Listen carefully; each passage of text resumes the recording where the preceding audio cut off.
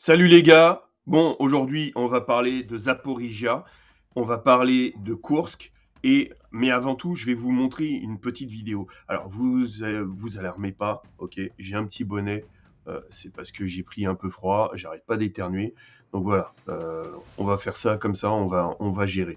Donc, on passera à la carte un peu plus tard. Je vais vous montrer les avancées qui se passent durant ce conflit en Ukraine. Mais avant ça, je voulais regarder avec vous cette scène. C'est important. J'espère que ça passera sur YouTube. Mais voilà, on va commencer maintenant. Ah, est-ce que je mets le son? Ah bah oui, je peux mettre le son là, c'est ça qui est bien. Ah là, c'est mieux, on est bien là. Allez, je mets le casque et puis on est parti. Alors, ce sont des troupes russes. Группа, третья группа, два C'était человека к нам на exactement. эвакуацию, два человека к нам. Je vais baisser un peu le son. Voilà. 300. Voilà. C'était pour vous montrer la réalité de ce que vivent les soldats ukrainiens et les Оттягивайся! soldats russes. Иду. Бля, еще один бросник. Il y a quelques séquences que je voulais vous montrer. Là, en fait, ils ont essayé de rusher. Alors, je vais mettre une pause. Ils ont essayé de foncer sur des tranchées ukrainiens, ce sont des Russes. Je crois que c'est le bataillon Vikr. Ils ont essayé. Le problème, c'est qu'ils ont été stoppés en plein milieu d'un champ. Et là, bah, ils sont canardés, ils sont tirés dessus par l'artillerie, et il y a des drones qui arrivent en même temps. Vous verrez ça tout de suite. Два сюда пиздуй.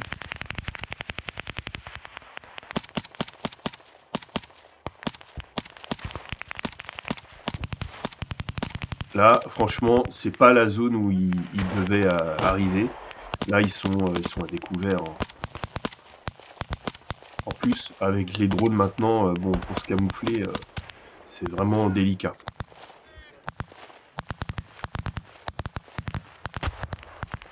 Да, урус на приеме.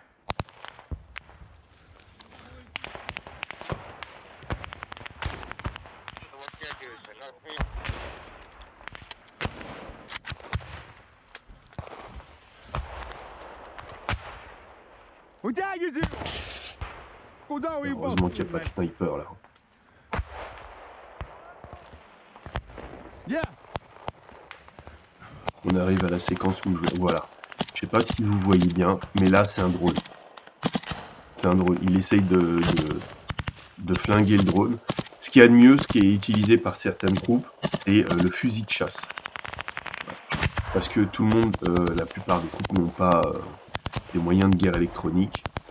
C'est évident, ça coûte une blinde. Ouais, et là, il a été touché.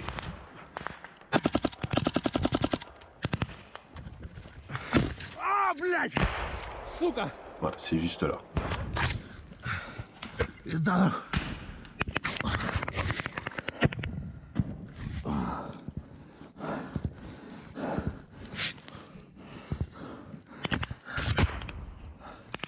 Là, ils ont rien comme couvert.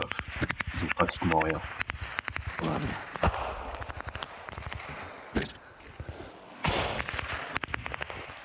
Да.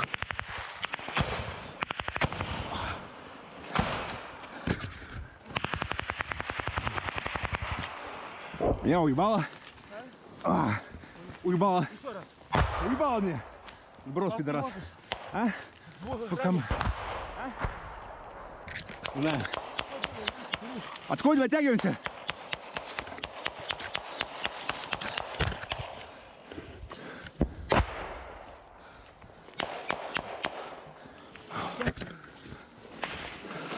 Ага, нога целая. Нога целая. Куда уходим, где? Donc là, on est dans la zone de Koursk, vers Vesseloye. Ici, c'est très important. Là, je vous demande d'être attentif sur cette carte, hein. C'est à Koursk. Vous voyez, ça, c'est la zone de Koursk. Donc, on va y aller. Là, c'est un des cartographes qui a mis que Vesseloye, là, vous remarquez, il n'y a plus de troupes ukrainiennes. C'est-à-dire que pour lui, les Ukrainiens sont repartis dans leurs frontières naturelles. Est-ce que c'est le cas pour tous? Il y a lui, c'est, je ne sais plus quel cartographe c'est, lui, il l'a mis aussi que les Ukrainiens sont repartis, enfin, ont été chassés de Russie dans cette zone-là de Koursk. Par contre, DPA Asia, lui, ce qu'il met, c'est que bon, ils ont été repoussés, ils étaient à Vesseloye, ils ont été repoussés jusqu'à Novi Plout et peut-être même jusqu'à voilà, jusqu'à cette zone-là. Moi, je dirais qu'il faudrait que, regardez, il y a aussi cette partie-là, voilà. Eux aussi, ce qu'ils mettent, c'est qu'il y a une zone grise ici et que les Ukrainiens ont été chassés de cette zone-là. Donc c'est important parce que, pourquoi je vous explique ça? C'est que, il y a un moment, pourquoi les Ukrainiens se sont retrouvés ici? Les Russes ont lancé leur première phase, lors de la première phase de leur offensive, leur contre-offensive pour reprendre Koursk, ici. Ils ont repris, ils ont attaqué les Ukrainiens, voilà, dans cette zone-là, vous voyez. Et en fait, au même moment, pour justement contrer cette attaque venant des Russes, qu'ont fait les Ukrainiens? Eh ben, c'est simple, ils ont attaqué ici, vers Vesseloye, pour récupérer le district de Glushkovo. Glushkovo, c'est ici. Et ici, je vous avais expliqué qu'il y a différents ponts qui ont été coupés. Et les Ukrainiens, ce qu'ils voulaient, c'est récupérer une partie de cette zone. Voilà. Le deuxième objectif, c'était couper les lignes arrière des Russes. Voilà. C'est pour ça qu'ils ont lancé cette offensive vers Glushkovo, le district de Glushkovo. C'était pour couper les lignes arrière russes. Et là, dernièrement, avec les troupes aéroportées, pardon, je suis enrhumé, avec les troupes aéroportées, ils ont été chassés de cette zone-là de Koursk. Est-ce que ça veut dire qu'ils ont été chassés entièrement de Koursk? Non, c'est pas le cas. Et là, je voudrais vous amener sur cette zone-là. Donc, vous avez peut-être vu sur Internet des Ukrainiens qui se sont retrouvés tout nus, des opérateurs ukrainiens qui se sont retrouvés tout nus, allongés par terre. Certains ont dit qu'ils avaient été exécutés. Pour l'instant, il n'y a pas de preuves, on n'a pas de preuves comme quoi ça a été fait. Par contre, ce qui est sûr, c'est que les Ukrainiens sont des opérateurs. Ces Ukrainiens-là sont des opérateurs qui ont été surpris par l'avancée rapide des Russes. Ils pensaient que les Russes étaient beaucoup plus loin. Normalement, les opérateurs sont beaucoup plus loin de la zone pour pouvoir être opérationnels. Et là, en fait, ils se sont fait avoir tellement les Russes ont été rapides. Donc, toutes les cartes n'indiquent pas. Il y a Surikamat qui indique que les Russes sont déjà là. Il y a d'autres cartes aussi qui le montrent et d'autres qui sont réservées sur cette zone-là. Mais il y a des images qui prouvent que les Russes sont bien foncés sur cette zone-là, vers Zeleny-Shliak. Et cette partie-là, c'est Nizhny Klin. Voilà. Pourquoi c'est important? Je vais zoomer, vous allez voir, vous allez comprendre pourquoi. Regardez. Ici, là, les Russes, les Ukrainiens sont entourés, là, sont encerclés. Il me semble qu'ils ont tenté de lancer une offensive ici, mais le problème c'est que là ils sont encerclés, ils peuvent pas sortir de cette zone là pour l'instant. Attendez, hop, j'enlève ça. Pourquoi? Regardez, là c'est de l'eau, ok, voilà, et les Russes sont ici. À moins de foncer sur cette route, ils ont peu de chances de réussir à partir de là. Voilà. Et donc, en fait, ici, ils vont avoir des soucis pour pouvoir s'en sortir. À moins que les forces ukrainiennes lancent une offensive là, parce que, ou ici, mais je pense que c'est plus réalisable dans cette zone-là, parce que sinon, les troupes ukrainiennes qui sont ici, à Tolsi-Lug, vont devoir se rendre. Voilà. C'était intéressant que je vous parle de ça. On a vu aussi une vidéo de Russes qui fonçaient pour rusher cette localité. Je vais vous montrer ça tout de suite. Donc voilà, je trouvais ça intéressant et on va voir si dans les jours à venir, si les Ukrainiens se sont rendus dans cette zone ou pas. Donc on va aller vers le sud, vers Zaporizhia. Voilà, je tenais à vous montrer rapidement ce qui se passe. Là, les Russes ont récupéré cette localité, je crois que c'était hier, il me semble. Voilà, donc cette localité, et c'est important, là c'est important que je vous parle de cette localité. Enfin, de cette zone plutôt. Alors, je vais mettre ça en rouge. Donc, là, je vais vous parler de météo.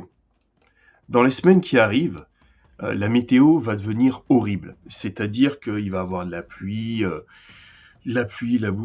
en fait, les champs que vous voyez autour, là, tout ce qu'il y a autour de cette zone-là, ça deviendra impraticable.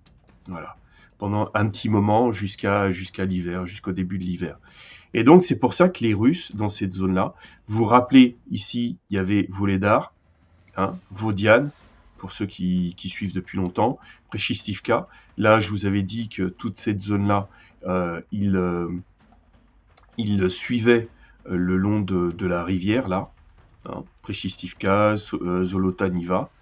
Et ici, pour récupérer, pour s'emparer de cette ville, de cette localité, qui est assez grande, en plus il y a ces localités-là aussi, voilà. Pour s'emparer de ces localités, eh bien, il va falloir manœuvrer différemment. Les Russes, je pense, vont manœuvrer différemment. Ils vont pas, ils vont aller dans ce sens-là, mais surtout ce qu'ils vont faire, c'est couper les lignes d'approvisionnement de cette route. Pourquoi? Cette route, elle va vers Zaporizhia. Donc, c'est nécessaire pour eux de couper cette route et de couper cette route qui va vers l'est du front s'ils veulent réussir à prendre cette localité. Surtout qu'ils ont peut-être 3 semaines maximum pour réussir à prendre cette localité parce qu'après, les champs qui sont autour ne seront pas praticables. Donc ici, les Russes vont avancer dans cette localité vers Krenka, vers Bogobaïevka. Voilà, je ne sais pas si on voit bien. Donc les Russes vont essayer de récupérer Bogobaïevka, Novokrenka, là, cette ville-là, cette localité. Et donc, comme je vous disais, ils vont couper cette voie d'approvisionnement, cette route-là aussi.